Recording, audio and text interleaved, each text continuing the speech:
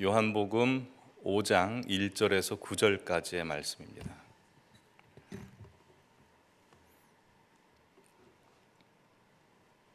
한 목소리로 봉독하시겠습니다. 그 후에 유대인의 명절이 되어 예수께서 예루살렘에 올라가시니라. 예루살렘에 있는 양문 곁에 히브리 말로 베데스다라 하는 곳이 있는데 거기 행각 5이 있고 그 안에 많은 병자, 맹인, 다리 더는 사람, 혈기 마른 사람이 누워 물의 움직임을 기다리니 이는 천사가 가끔 못에 내려와 물을 움직이게 하는데 움직인 후에 먼저 들어가는 자는 어떤 병에 걸렸든지 낫게 되밀어라. 거기 38해 된 병자가 있더라. 예수께서 그 누운 것을 보시고 병이 벌써 오래된 줄 아시고 이르시되 내가 낫고자 하느냐? 병자가 대답하되 주여 물이 움직일 때 나를 못에 넣어주는 사람이 없어 내가 가는 동안에 다른 사람이 먼저 내려가나이다. 예수께서 이르시되 일어나 내 자리를 들고 걸어가라 하시니 그 사람이 곧 나아서 자리를 들고 걸어가니라. 안식일이니. 아멘. 우리 찬양 하나 하고 말씀을 시작하겠습니다. 주님의 성령 지금 이곳에 될까요? 네.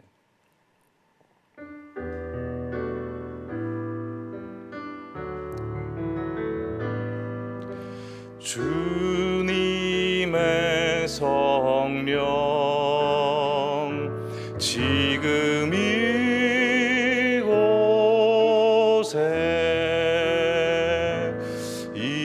임하소서. 주님의 성령 지금 이곳에 주님의 성령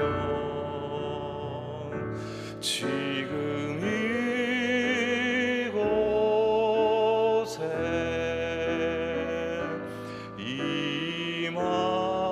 임하소서.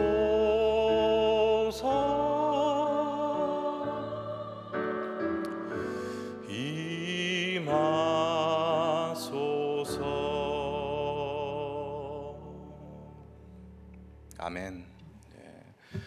베데스다에 찾아오신 예수님께서 오늘 이 시간에 우리를 향해서 찾아오실 것입니다. 믿으십니까?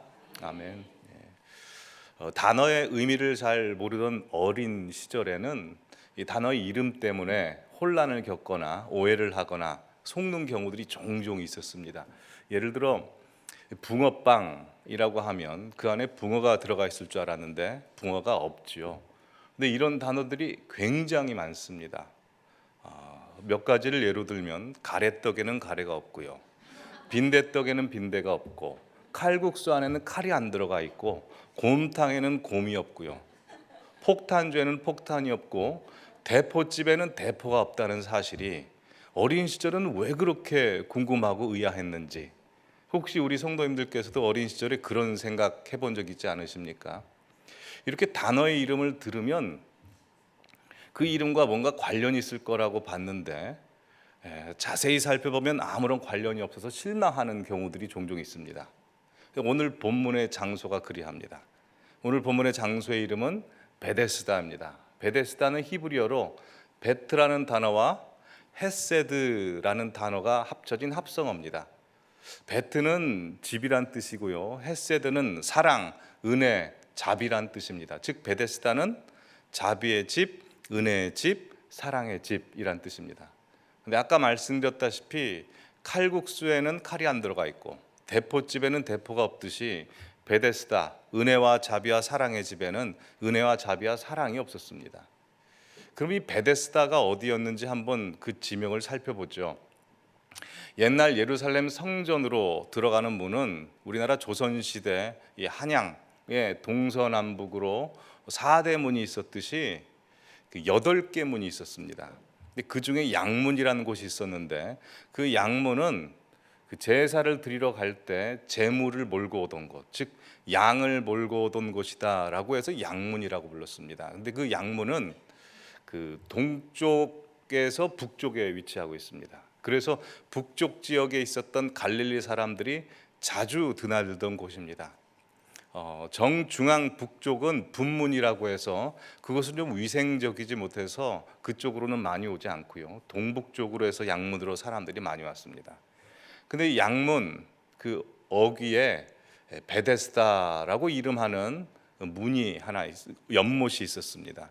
이 베데스다 연못이 참 신기한 것은 천사가 왔을 때 그 연못에 들어가는 사람은 어떤 병이라도 다 고쳐지는 겁니다.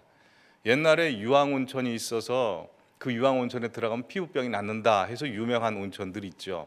이제 그런 이미지를 갖고 있었던 연못이고, 또 실제로 사람들의 병이 나았기 때문에 그것은 사람들이 볼 때 정말 감사한 연못이고 은혜로운 연못이다라고 해서 베데스다라고 이름을 붙여준 것으로 보여집니다. 근데 얼핏 봐서도 이 베데스다는 은혜와 사랑과 자비가 있어 보이고 참 감사한 연못이었을 겁니다. 왜냐하면 그 연못은 누구나 들어갈 수 있는 곳이기 때문입니다. 차별 없이 돈이 있으나 없으나, 배웠으나 못 배웠으나, 종이나 자유민이나 아니면 유대인이나 이방이나 상관없이 누구나 차별 없이 공정하게 기회가 얻어지는, 말하자면 정의와 공평이 행사되는 연못이다라고 그렇게 사람들이 봤을 수도 있습니다. 근데 실상은 전혀 그러지 않았습니다. 왜냐하면 모든 병든 사람들이 어느 시간에 들어간다고 해도 다 고침받은 건 아니었기 때문입니다. 오직 언제 올지 모르는 천사가 왔을 때 가장 먼저 들어가는 사람, 그 사람만 고침을 받는 겁니다. 그러니 가장 빠른 사람, 민첩한 사람, 힘 좋은 사람이 고침받을 가능성이 굉장히 높죠. 여러분, 베데스다 연못에는 오늘 본문에 봤다시피 병자들, 맹인들, 다리 저는 자, 혈기 마른 사람 등등 병자들이 누워 있습니다. 여러분, 병 걸린 사람은 몸만 아픈 게 아니라 마음도 아파서 다 무너져 있죠. 근데 그런 사람들 앞에서 최고의 경쟁력을 가진 자, 그 사람만 모든 것을 다 취하는 승자 독식의 연못입니다. 병자들 중에 돈이 많은 사람은 자기 돈을 이용해서 먼저 들어가려고 했을 것이고요. 권력과 명예가 있었던 사람은 자기 권력과 명예와 인맥을 통해서 먼저 들어가려고 했을 겁니다. 가장 치열한 경쟁이 펼쳐지면서 가장 힘센 사람이 모든 것을 갖는 양육강식의 세계였습니다. 베데스다라고 하는 곳은 말만 은혜였지 실상은 양육강식, 동물의 세계였던 겁니다. 근데 그런 곳에 오늘 본문에 가장 큰 피해자로 철저하게 내버려진 한 사람이 등장합니다. 그 사람은 38년 된 병자입니다. 여러분이 38년이라는 말에 우리가 좀 생각을 해봐야 됩니다. 12의 혈루증 걸린 여인이 있었습니다. 그 여인이 예수님 앞에 가서 옷자락을 만지고 낫죠. 근데 12의 혈루증 걸린 여인은 12해 동안 혈루증 걸렸기 때문에 그 인생이 완전 다 망가져 버리고 무너져 버렸습니다. 그 12회의 3배입니다. 38년 동안 그 인생이 망가져 있던 겁니다. 이 사람이 어떤 사람이었는지 오늘 본문을 보시면 조금 예상할 수 있습니다. 일단 이름이 나와 있지 않습니다. 그러니 사람들이 주목하는 그런 유명한 사람은 아닙니다. 또 38년 된 병자라고 하는 것을 모든 사람들이 아는 것으로 봐서는 이 사람은 오랜 시간 동안 이 베데스다 연못에 있었던 사람입니다. 그러니 수많은 세월이 흐르는 동안 그 사람은 연못에 들어가려 노력을 했겠죠. 근데 반대로 이야기하면 수많은 시도를 했지만 들어갈 수 없었던 경쟁력이 떨어지는 사람, 병 걸린 사람 중에서도 가장 중증인 사람이었던 겁니다. 그리고 자기를 연못에 넣어줄 만한 권세나 재력이나 아무 힘도 없었던 사람입니다. 그 사람이 이곳에서 오랫동안 있으면서 뭘 받겠습니까? 수많은 경험들을 했겠죠.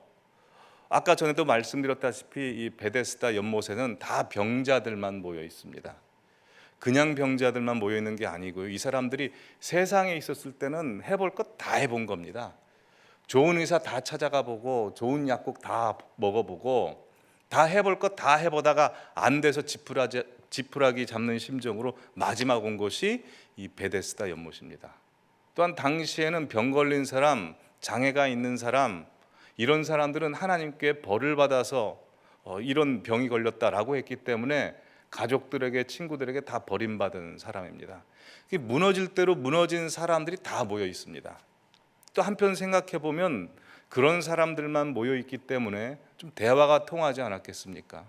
적어도 천사가 오기 전까지는 동병상련의 마음을 가지고 서로 아픔들 들어주고 이야기해주고 위해주고 상처 싸매주고 그렇게 지냈을 겁니다. 밤에는 별빛이 반짝이는 밤하늘을 보면서 각자 돌아가면서 자기가 왜 이런 병에 걸렸는지, 이 병을 고쳐보기 위해서 무슨 시도를 해봤는지, 하다 안 돼서 여기까지 어떻게 흘러 들어오게 되었는지를 한번 다 나누었을 겁니다. 그 이야기를 듣다 보면 다른 사람의 이야기가 내 이야기인 것 같아서 눈물도 흘리고, 어떤 사람들은 새끼손가락 다 걸면서 형님 하시오 나는 아우하겠습니다 라고 이영제도 맺기도 하고, 천사가 왔을 때 우리 먼저 연못에 가는 것 없이 우리 손잡고 같이 우물로 들어갑시다 라고 그렇게 이야기했을 법합니다. 그러니 베데스다 연못은 겉으로 보기에 은혜와 사랑과 자비가 넘쳐 보일 수도 있었겠죠. 그러나 우물물이 요동치고 천사가 왔다라는 소리가 들리면 그 베데스다 연못의 분위기는 싹 바뀌어버린 겁니다. 가족보다 더 가깝게 느껴졌던 친구와 이웃이 이제는 오히려 나를 밟고 지나가는 겁니다.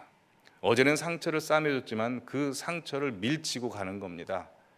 은혜와 사랑과 자비의 집이었던 곳이 가장 결정적인 순간에 각자 도생의 집으로 바뀌어버리는 겁니다.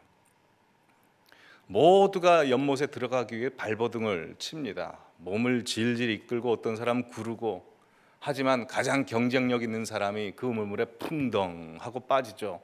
풍덩 하고 빠지면 이내 모든 사람들이 조용해졌을 겁니다. 그리고 우물물 한가운데서 나는 병이 나았다 라고 병다운 사람이 소리를 막 지르겠죠. 그러면 모든 주위에 있던 병자들이 고개를 숙이고 한숨을 푹 쉬면서 나는 안 되는구나, 나는 항상 이 모양 이 꼴이지 하고 절망했을 겁니다. 그것도 모르고 병 나은 사람은 내가 병 나았다 라고 혼자 기뻐합니다. 그렇게 한참 환호성을 지르다 보니 이제 가까웠던 친구고 이웃이었던 병자들이 눈에 보이기 시작합니다. 어제는 그렇게 정다웠던 그 사람들인데 병이 났고 보니까 그 사람들의 병이 나한테 다시 옮길 것 같은 겁니다. 겁이 납니다. 조용히 하고 재빠른 걸음으로 집으로 가버립니다. 이게 베데스다 연못이었을 겁니다. 그리고 38년 동안 이 병을 앓은 이 사람은 오랜 세월 그곳에 있으면서 이걸 다 지켜봤겠죠. 여러분, 근데 이 베데스다 연못이 2000년 전 예루살렘 성전 양문 그 어귀에 있었던 그곳에만 베데스다 연못이 있었겠습니까? 그러지 않죠. 우리 성도님들 살아온 현실, 우리가 살고 있는 이 세상이 베데스다 아닙니까? 지금까지 살면서 참 형편이 맞는 사람들끼리, 또 생각이 맞는 사람들끼리 평생 함께 하자고 같이 합니다. 서로 의기투합하고 사업을 시작을 합니다. 우리는 같이 성공하고 같이 실패하는 거야 라고 의기투합해서 시작하지만 나중에 보면 상대방이 먼저 어떤 기회를 잘 포착하고 자기 혼자 꿰차는 겁니다. 그리고 혼자서 이제 대박이 납니다. 대박 났다 그러는데 나는 서운해서 아니 왜 나한테 그 기회 안 알려줬어 라고 하면 그 사람은 오리발 내면서 나는 네가 그거 다 알고 있는 줄 알았지 라고 이야기하면 이내 배신감 느끼고 상처가 생깁니다. 또 같이 항상 함께 하자고 했던 친구가 먼저 잘 되면 그 친구가 나와 같이 있는 것이 혹시 손해가 될까 봐 나를 거리를 두기도 하고요. 나 역시 그 친구에게 다가가지도 못하는 겁니다. 이게 세상 아닙니까? 또 어제는 그렇게 형제 같았던 사람이 조그만 이해관계 때문에 오늘은 적이 되고 원수가 되는 세상. 또 정말 믿고 신뢰해서 내 아픔, 절망, 내 상처, 수치, 과거의 트라우마 다 오픈해서 이야기해 줬는데 정말 믿고 이야기했는데 다음날 대보니 모든 사람이 다 알고 있는 겁니다. 더 큰 상처를 받죠. 그게 우리가 살고 있는 현실입니다. 그래서 우리는 적절하게 가면을 쓰고 자기만의 울타리를 치고 거리를 두게 됐습니다. 이곳이 베데스다, 우리가 살고 있는 현실입니다. 근데 오늘 본문 보니까 예수님께서 이 베데스다, 우리가 살고 있는 현실로 들어오십니다. 찾아오십니다. 예수님께서 이곳으로 찾아왔다는 것은 그곳이 바뀔 기회를 맞이한 것입니다. 근데 제가 말씀드릴 때 예수님께서 베데스다를 지나가셨다라고 말씀드리지 않고 찾아오셨다라고 말씀을 드렸습니다. 사실 예수님께서 베데스다를 지나가셨다라고 말씀드리는 게 맞습니다. 오늘 본문 1절에 나와 있다시피 유대인의 명절입니다. 유대인의 3대 명절은 다들 아시다시피 이스라엘 모든 사람들은 다 예루살렘 성전을 목적으로 향하여 걸어갈 때 양문, 즉 베데스다 우물물을 지나가야 되는 겁니다. 그러기에 예수님께서는 베데스다 연못을 지나가셔야 맞는데 예수님께서는 찾아오셨습니다. 왜냐하면 예수님께서는 지나가시다가 우연히 사람 발견해서 구원하시고 살려내시지 않습니다. 예수님께서는 살려낼 사람, 구원해낼 사람을 목적으로 가지고 의도하여 계획하여 가시는 분이시기 때문입니다. 오늘 요한복음 5장 전에는 요한복음 4장 사마리아 여인이 나옵니다. 다 버렸던 여인입니다. 하지만 예수님께서는 그 여인 살려내려고 그 여인이 올 수 있는 그 시간에 맞춰서 유대인이면 우회해야 되는 길을 일부러 직통으로 가셔서 사마리아 여인에게 가시는 겁니다. 목적하고 의도하여 만나시는 겁니다. 오늘 이 자리에 계신 우리 성도님도 마찬가지입니다. 우리 성도님들 중에는 우연히 교회 나오신 분들 많습니다. 교회에서 뿌린 전단지 보고 어떤 테이프 듣고 그냥 우연히 우리 교회 간판 보고 나오신 분들이 있습니다. 근데 우리가 생각할 때는 우연이지만 그건 우연이 아니라는 겁니다. 하나님께서 목적하에 계획하에 하나님의 시간표에 맞춰서 우리에게 찾아오시는 것입니다. 오늘 본문도 마찬가지입니다. 38년 된 병자를 목적으로 하여 예수님께서는 찾아가신 겁니다. 예루살렘 성전이 모든 사람의 목적이었지만 예수님은 유독 38년 된 병자가 목적이었습니다. 오늘 유대인의 명절이라고 했습니다.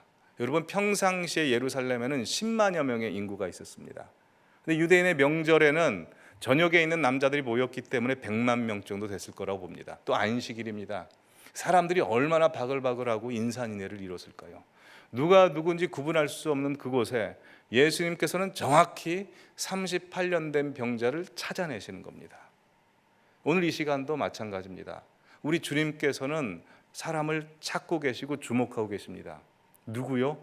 예수님 없으면 안 되는 사람, 예수님 없으면 인생이 망가지는 사람, 예수님 지금 이 자리에 오시옵소서라고 간절히 원하는 사람, 또한 무너지고 무너져서 옆에서 힘내라고 하지만 절대 자기 스스로 일어날 수 없는 사람, 하지만 마음 깊은 속에서는 정말 일어나고 싶은데 일어나지 못하고 있는 사람, 오늘 예수님께서는 지금 그분에게 찾아가십니다. 목적하여 가시는 겁니다. 오늘 요한복음 5장 말씀 보시면 다른 예수님의 치유 사건하고는 좀 다릅니다. 다른 예수님의 치유 사건을 보시면 아픈 사람, 그리고 아픈 사람 주변에 있는 가족들이나 친구들이 먼저 찾아갑니다. 혈루증 걸린 사람도 예수님이 지나가신다는 소식을 듣고 예수님을 찾아가서 그 옷자락을 만져서 찾아가서 고침을 받습니다. 중풍병자도 친구들이 예수님께 찾아가서 지붕을 뜯어내서 고침을 받습니다. 백부장의 종도 백부장이 찾아가서 그 종이 고침을 받습니다. 수르보니게 여인의 딸도 수르보니게 여인이 주님께 찾아가서 고침을 받습니다. 근데 오늘 본문은 이 사람이 찾아가지 않습니다. 예수님께서 직접 찾아오신 겁니다. 그 사건이 또 하나 있는데요. 마가복음 5장 거라사 군대에 귀신 들린 사람입니다. 마가복음 4장에 보시면 예수님께서 천국복음을 요단강 서편에서 말씀하십니다. 그리고 밤이 되어서 쉬셔야 되는데 제자들에게 밤중에 우리가 저편으로 건너가자라고 피곤하게 말씀하시는 겁니다. 제자들 느끼기에. 그 피곤한 몸을 이끌고 그 요단강을 갈릴리 바다를 건너시죠. 갈릴리 바다를 건너는 도중에 또 풍랑을 만납니다. 예수님께서 풍랑을 잔잔케 하시고 이제 요단 동편으로 가십니다. 동편으로 가셔서 거라사 군대 귀신 들린 사람의 군대 귀신을 물리치시고 쫓아내시고 또 바로 그 사건 하나만 일으키시고 요단 서편으로 다시 건너가십니다. 마찬가지로 오늘도 예수님께서는 찾아가십니다. 왜 찾아가실까요? 스스로 나올 수 없는 사람, 주변에서 이끌어줄 수 없는 사람, 그런 사람은 예수님께서 반드시 직접 찾아가시는 겁니다. 우리 성도님들 중에도 그 경험이 있으신 분들이 두 가정이 있습니다. 아무도 믿지 않고 집안이 다른 종교를 갖고 있고요. 옆에 친구들도 믿는 사람 아무도 없고 누구도 이끌어줄 수 없는 사람인데요. 두 가정이 동일한 경험을 했습니다. 저는 그 두 가정이 어느 가정인지 아는데요. 아마 두 분끼리는 잘 모르실 겁니다. 똑같은 꿈을 꿨는데 한 가정은 시어머니께서 예수님의 십자가 꿈을 꾸신 겁니다. 그래서 주님께 인도함 받고 교회 나오신 분이 계시고요. 또 다른 분은 시어머니가 아니라 친정어머니께서 예수님의 십자가 꿈을 동일하게 꾸신 겁니다. 그래서 나오셨습니다. 여러분, 이것을 통해서 알 수 있는 것은 예수님께서는 구원하기로 작정한 자, 내 자녀라고 작정한 자는 어떤 무슨 일이 있어서도 찾아내시는 분이십니다. 구원하시는 분이십니다. 여기 계신 우리 모든 성도님도 마찬가지입니다. 저는 모태신앙입니다. 모태신앙인으로 교회에 나왔습니다. 어떤 분은 친구의 이끌림에 의해서 나오신 분도 계시고, 어떤 분은 자기 마음이 공고해서 스스로 나오신 분도 계시고, 어떤 분은 진리가 궁금해서 스스로 나오신 분이 계십니다. 이렇게 나왔든 저렇게 나왔든 우리 주님께서는 우리 형편에 맞춰서 우리를 직접 찾으시고 부르시는 분이십니다. 하나님께서 자녀라고 택한 자는 절대 포기하지 않고 찾아내시는 주님이십니다. 이것을 통해서 알 수 있는 것은 예수님께서는, 우리 하나님께서는 우리 인생 전체 흐름을 다 알고 계시다는 겁니다. 지금 이 자리에 우리 성도님들이 앉아 계시는데요, 지금 누가 마음이 무너져 있는지, 누가 지금 불안해하고 있는지, 누가 지금 공고해하고 있는지, 누가 지금 상처 입고 트라우마 가운데 일어나지 못하고 있는지, 과거의 아픔 속에서 헤어나오지 못하고 있는지 주님 다 보고 계십니다. 그래서 오늘 본문에 가장 은혜스러운 말씀이 6절에 있는데요, 6절 한번 보시면 예수께서 그 누운 것을 보시고, 남들은 모르지만 예수님께서 우리 성도님들의 마음 깊은 것을 지금 보고 계십니다. 또 병이 벌써 오래된 줄 아시고 라고 해서 예수님은 다 아신답니다. 이게 너무나 은혜스럽더라고요. 그리고요, 예수님께서는 보시고 아시고 계실 뿐만 아니라 이렇게 말씀하십니다. 내가 낫고자 하느냐.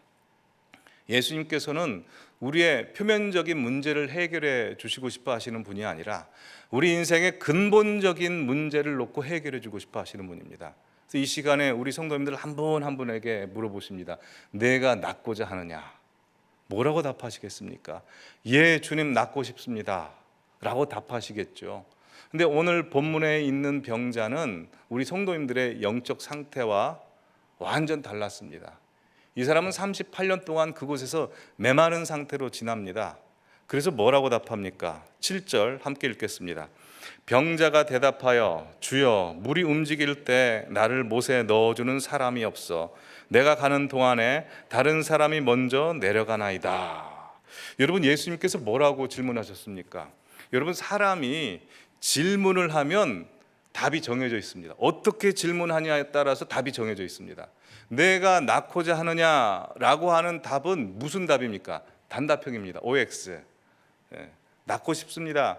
아니, 안 낳고 싶습니다. 이 둘 중에 하나만 하면 됩니다.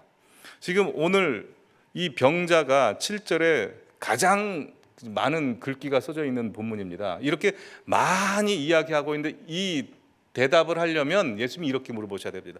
너 어쩌다가 이렇게 됐냐? 이걸 물어보셔야 되는데 내가 낳고자 하는 답에 이 사람이 지금 자기가 OX를 이야기하는 게 아니라 자기 사연을 이야기하고 있습니다. 왜 그러고 있을까요? 아마 두 가지 때문에 그럴 겁니다. 첫 번째는 오랜 시간 그곳에서 병 낫기를 바라면서 물이 움직일 때마다 계속 시도한 겁니다. 근데 실패했습니다. 그러니까 시도해도 안 되니까 이제 반쯤 포기해버린 겁니다. 난 안 되는구나. 안 되는구나. 여러분, 그런 사람 많습니다. 고시 공부 준비하는, 행정고시, 사법고시, 신림동 고시원. 옛날 제가 장신대 준비했을 때도 그렇습니다. 1년, 2년은 열심히 준비합니다. 근데 계속 떨어지면 그 근처에서 오랫동안 사는 사람이 있습니다. 사수, 오수, 10수까지 하신 분들 봤습니다. 왜 그렇게 하겠습니까? 일단 시작했는데 아까워서라도 못 들어가는 겁니다. 그리고 고향에 계신 부모님들이 계속 지원해주고 모두 다 우리 아들 판사, 검사 이런 이야기 하고 있는데 못 내려가는 거죠. 바꾸질 못하는 겁니다. 그러다 보면 그냥 준비합니다. 아무 생각 없이. 그러다 게임 중독에 걸리고 술 중독에 걸리기도 합니다. 여러분, 다만 고시 공부 준비한 사람들뿐만 아닙니다. 선교사님들, 우리 목회자들도 그렇습니다. 특히 일본 선교가 그렇습니다. 일본 선교가 복음에 불모지지 않습니까? 소명을 받고 일본에 갑니다. 그때는 열정과 불타는 마음으로 가서 주여, 주님 역사해 주십시오 라는 기도하는 마음으로 가는데 1년, 2년, 3년, 5년, 10년 결신자가 한 명도 안 생기는 겁니다. 그럼 그런 기도 못합니다. 그런 기도 입 밖에 나오지 못하죠. 그냥 땅속에 묻어놓고 그냥 살게 됩니다. 혹시 우리 성도님들도 그러시지 않습니까? 예수님 처음 믿었을 때 주님께서 주신 약속, 비전, 사명들이 있습니다. 그 비전과 약속을 이룰 것 같았는데 되지 않는 겁니다. 주님 분명히 약속해 주신 것 같은데 그럼 그 이야기 꺼내지 않습니다. 또한 오랫동안 우리 성도님들께서 하셨던 기도 제목이 있죠. 하나님, 우리 자녀 주님 앞에 돌아오게 해주십시오. 병 좀 고쳐주십시오. 하나님, 우리 가정 회복해 주십시오. 우리 사업체 이 문제 좀 해결해 주십시오. 오랫동안 기도해 왔는데 응답이 되지 않은 겁니다. 계속 응답이 되지 않으면 괴롭습니다. 내가 아예 예수님을 몰랐고 기도를 시작하지 않았더라면 힘들지 않았을 건데 기도를 시작했기 때문에 응답이 없으면 너무 힘든 겁니다. 그럼 땅속에 묻어둡니다. 여러분, 천하의 믿음의 조상 아브라함도 그랬습니다. 75세 때 아들 주겠다고 약속하셨는데요, 85세가 되도록 아들을 안 주시는 겁니다. 그도 하나님의 약속 놔버립니다. 이스마엘 낳지 않습니까? 그런데 오늘 본문에 예수님께서 뭐라고 하십니까? 내가 낳고자 하느냐, 그냥 고쳐주시기 전에 먼저 낳고자 하느냐를 굳이 물어보십니다. 왜 그럴까요? 예수님께서는 원하십니다. 우리가 땅속에 묻어둔 기도 제목, 우리의 절망하는 마음, 그 모든 문제, 기도를 멈추지 말라는 겁니다. 다시 주님께서 약속하셨던 거 붙잡으라고, 비전을 품으라고, 멈췄던 기도 다시 한번 끌어내서 기도하기를 원하시고 우리의 모든 문제 가운데 주님을 초청하기를 원하십니다. 그러게 내가 낳고자 하느냐라고 할 때 네, 주님 낳고 싶습니다 라고 하셔서 일어나시는 우리 성도님들 되시기를 바랍니다. 아브라함 85세 때 주님의 약속 놔버리고 이스마엘 낳았습니다. 그리고 다시 주님께서 찾아오십니다. 굳이 찾아오셔서 내가 내 아내 사라를 통해서 이삭 낳게 하겠다 라고 해서 이삭 언제 낳습니까? 85세부터 15년 지난 100세 때 낳는 겁니다. 하지만 중요한 건 무엇입니까? 하나님의 약속은 반드시 이루어지는 것입니다. 그러기에 우리 성도님들 안에 지금 실망돼서 묵혀놨던 기도, 땅속에 묻어둔 비전이 있다면 꼭 끌어내서 주님, 내가 낳고 싶습니다, 해결해 주십시오 라고 끝까지 기도하시는, 그래서 자녀를 돌아오게 하고 가정을 바로 세우시고 주님께서 원하시는 삶을 사실 수 있는 우리 성도님들 되시길 바랍니다. 두 번째로, 왜 내가 낳고자 하느냐라는 말에 이 병자는 낳고 싶습니다라는 말을 못했을까요? 여러분, 이 병자가 예수님께서 병을 고쳐줄 수 있는 분이라는 걸 알았을까요? 몰랐을까요? 예수님께서 병을 고쳐줬다는 기적 사건을 들었을까요? 못 들었을까요? 들었을 겁니다. 여러분, 암 걸리신 분은요, 암에 대한 전문가가 됐죠. 암에 좋은 음식, 암에 좋은 약, 그 암을 잘 고칠 수 있는 병원과 의사가 누군지 가장 전문가가 되는 게 암에 걸리신 분. 당뇨로 인해서 고생하신 분, 당뇨에 좋은 음식, 당뇨에 좋은 약이 뭔지 다 아시는 겁니다. 마찬가지로 오늘 본문에 나오는 38년 된 병자가 예수님 소식 들어서 예수님을 알고 있었습니다. 그럼에도 불구하고 자기를 치료해 준 예수님한테 오늘 본문에 뭐라고 말씀하는 거냐면, 예수님 잘 됐습니다, 나 연못에 좀 밀어주십시오, 천사 오면 밀어주십시오, 그 이야기 하는 겁니다. 왜 그런 말을 할까요? 연못에 집착하고 있었기 때문입니다. 오랜 세월 연못만 바라보고 있었습니다. 혹시 우리 성도님도 그런 거 있지 않으십니까? 주님, 우리 자녀 아이비리그 꼭 들어가야 됩니다. 주님, 우리 자녀 꼭 성공해야 되고 이 길로 가야 됩니다. 주님, 이것 없으면 안 됩니다, 이건 건들지 마십시오 라고 내 인생에 혹시 집착하고 있는 것 있지 않으십니까? 그거 없으면 나 죽습니다 라고 생각하는 것 있지 않으십니까? 근데 우리가 알아야 되는 것은 그것 없어도 우리 안 죽는다는 겁니다. 우리가 죽는 것은 예수님이 안 계시면 죽는 겁니다. 예수님께서 말씀하시는 게 무엇입니까? 예수님의 인생이 답이지 예수님이 답을 가르쳐 주시는 분은 아니라는 겁니다. 예수님이 길 자체이시지 길을 안내해 주신 분이 아니고, 예수님이 생명 그 자체이시지 생명이 어디 있는지 가르쳐 주신 분이 아니고, 예수님이 진리 그 자체이시라는 겁니다. 그러게 우리는 예수님이 우리의 인생의 답이라는 것을 목숨을 걸고 그렇게 살아야 됩니다. 오늘 본문에 나오는 이 38년 된 병자는 베데스다 연못이 자기 인생의 구원인 줄 알았습니다. 그러나 예수님께서 이 병자의 병을 고쳐주시는 방식이 중요합니다. 뭐라고 이야기합니까? 그래, 베데스다 연못으로 들어가서 병이 나아라 라고 그 사람이 원하는 대로 고쳐주지 않습니다. 예수님께서 뭐라고 이야기하십니까? 일어나 자리를 들고 가라입니다. 베데스다 연못과는 상관없다는 겁니다. 내 인생의 답은 나지 네가 생각하는 그게 아니다. 물론 우리 성도님께서 원하시는 것 하나님 다 주고 싶어 하십니다. 그러나 가장 기본적으로 예수 그리스도가 우리의 모든 것이 돼야 된다는 것입니다. 그러게 우리의 삶에서 예수님이 우리의 모든 것이 되셔야 됩니다. 내 자리를 들고 일어나라 라고 말씀하셨습니다. 우리 성도님들의 베데스다의 자리는 어디입니까? 건강입니까? 자녀의 성공입니까? 사업의 성공입니까? 그 자리를 들고 일어나시기 바랍니다. 가시기 바랍니다. 누구께로요? 예수 그리스도께 가시기 바랍니다. 여러분, 이 사람이 고침을 받습니다. 무엇 때문에 고침을 받을까요? 이 사람이 고침받을 수 있었던 것은 예수님께서 그 사람을 찾아가셨기 때문입니다. 다른 모든 사람은 이 사람을 38년 된 병자로만 봤지만 예수님께서는 자녀로 보셨기 때문입니다. 마찬가지입니다. 우리 성도님들도 예수님께서 지금 자녀로 보고 계시기 때문에 이 자리에 나올 수 있었던 것입니다.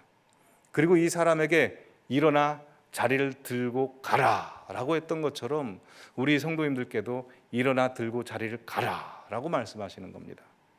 그럼 우리의 삶은 어떻게 살까요? 우리가 이 가짜 베데스다를 진짜 베데스다로 바꿔야 된다는 겁니다.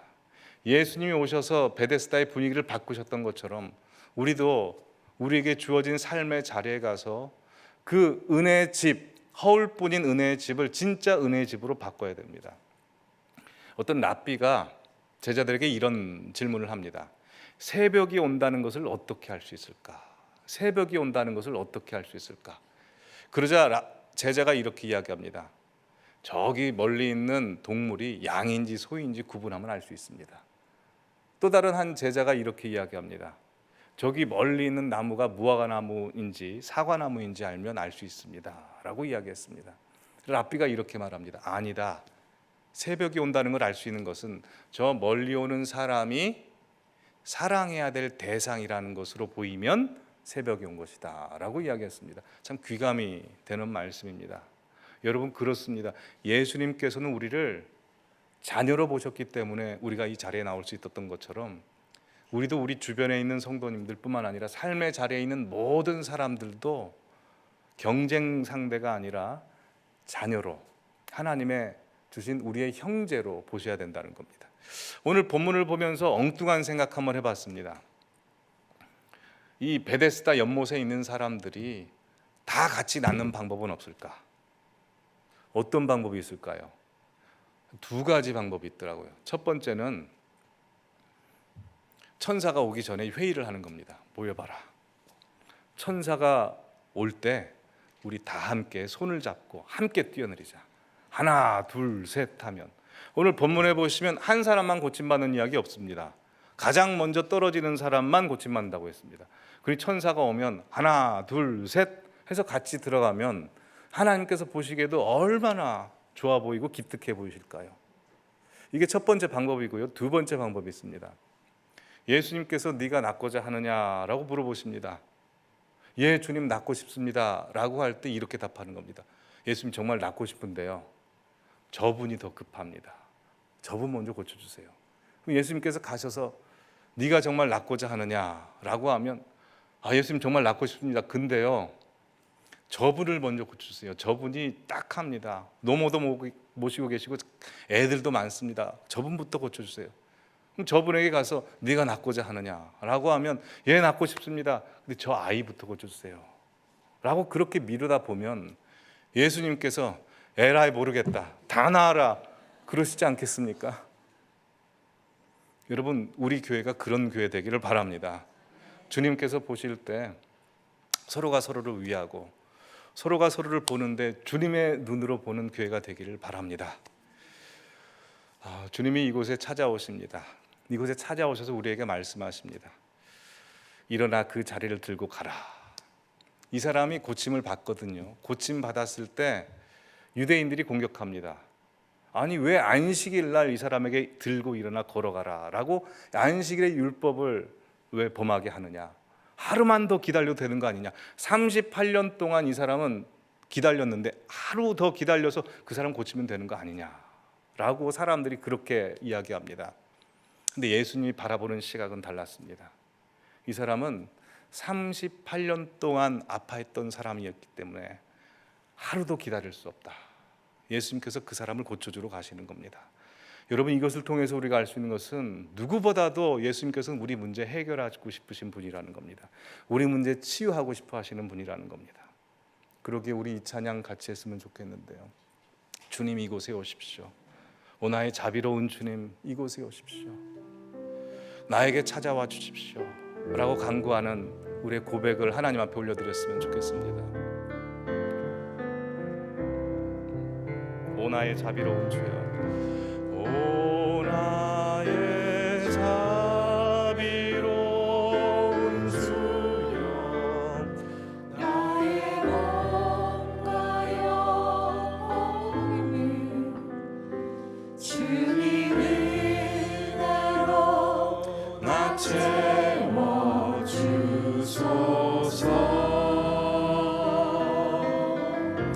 이 세상 괴로운 걱정 근심 주여 받아주시고 험한 세상에서 인도하소서.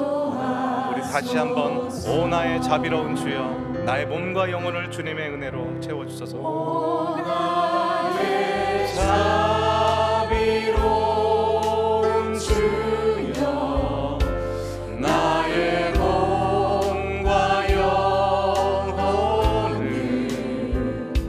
주님 은혜로 다 채워주소서.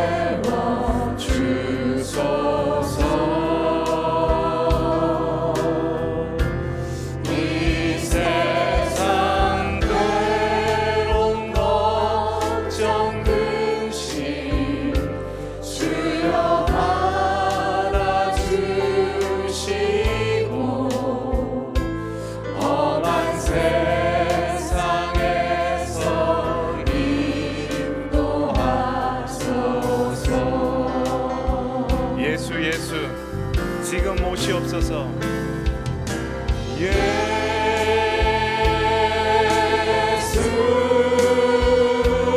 오 예수 지금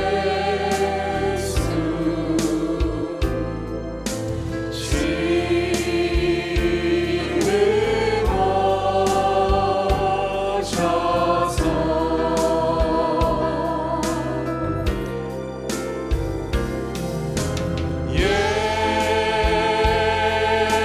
예수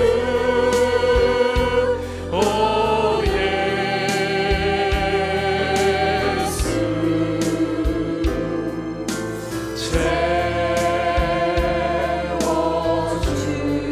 예수님 예수님 지금 저에게 찾아와 주시옵소서. 예수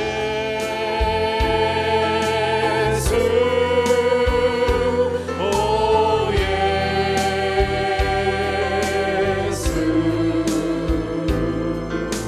지금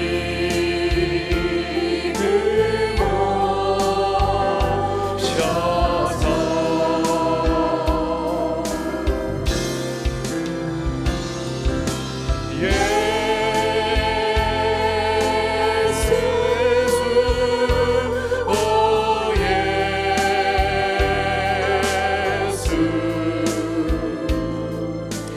제